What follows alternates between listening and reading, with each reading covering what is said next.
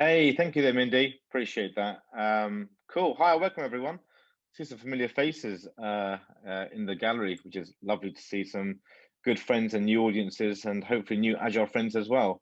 So, hopefully today we're going to be talking about this thing called uh, let my people flow. So I'm just going to give you some context about where this team has actually come from, and who, and not even who, but how I've been inspired by it, because that always helps with the story, doesn't it? So as Mindy just mentioned, sorry, can everyone see my screen, by the way? Yes, no, cool. I got a thumbs up there, Yeah. so plenty of information there. Cool. So as Mindy mentioned, I do a lot of agile coaching, Scrum Mastery, flow conversations, Kanban stuff, and some elements of DevOps as well. And really, I'm interested in helping people and organizations transform, not just change. Change is just not enough. We really need to transform the way that we work to make some form of meaningful impact into these organizations, whether they be public sector, private sector, or otherwise. I just feel that it's just not enough, just to kind of trot the boat and look at some data options and make some conversations and let the status quo just be. We need to transform the way that things happen. So let my people flow. For those of you who know the song, comes from the context of one of my most favorite individuals of history, and that's none other than Moses, who's a prophet in some circles, a historical figure in others, and a Disney feature in The Prince of Egypt. I'm not here to promote them or any other Disney characters, but there is many movies about Moses as well, if you wish to choose from a whole host of plethora of movies or books as well. So in this those of you who don't know the story, I'll just I won't bore you to death, but it's a story about a young person whose life is at risk because at the time he's born, the organization or the institution, the state of the time was after murdering and killing, young Jewish, firstborns, largely males. I think it was actually, I think it was males, and he's basically carried away with his mother and his siblings, I believe, and he's put into a basket, and the rest is history, right? He then becomes the prince of Egypt because he's under the guise of the guy who tried to kill him, basically, for for a couple of decades or more. And his adopted father, as we all know it now. I think he's Ramses the second or third, or I can't remember which one now. I always forget which king it is.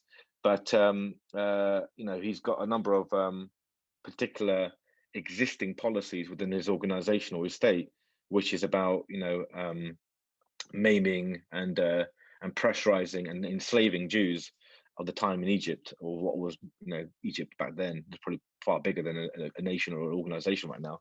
But and then obviously he goes away. Well, actually, he kills a guard because he sees some indecency towards a fellow human being who's being enslaved and tortured and hit, and so he kills this person, and the person happens to be some guard, quite a high ranking one as well, within the Egyptian state or within the pharaoh's contours of his kingdom.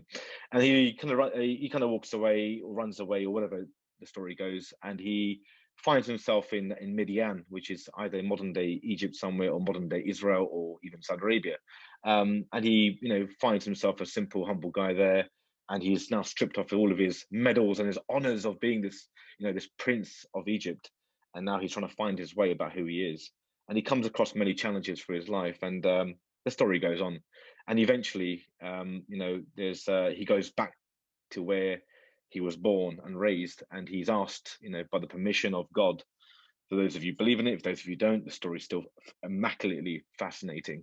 And his mission, or his OKR, as this prophet, is to redeem the people, the Jews at the time, and free them from enslavement and being maimed and tortured and really just having some absolutely abhorrent conditions, not so dissimilar, I guess, right, in some parts of the world today. Those of you who may see inhumanity in some ways, maybe even some corporations or organizations. Maybe we can reflect upon that. So I've just been on this really quest, really, to how we can compare organizations to the wrath of the Pharaoh, basically, and maybe the wrath of God in some context as well. Maybe some blasphemy there, but apologies for those of you who get offended. I love religion, I love faith, and I also love Moses. So hopefully I haven't offended anyone just yet. And the story is I made it quite loose because it's in many circles, as I mentioned, many faith groups believe in Moses, so I don't want to disrupt any misdemeanors of him. But the story goes on, right? And he eventually frees, or he eventually goes to the promised land, or albeit blocked for 40 years in the wilderness, as is mentioned in the Psalms on the Bibles, in the Bible as well. So eventually he gets the people free for a period of time, and there is some success there. But then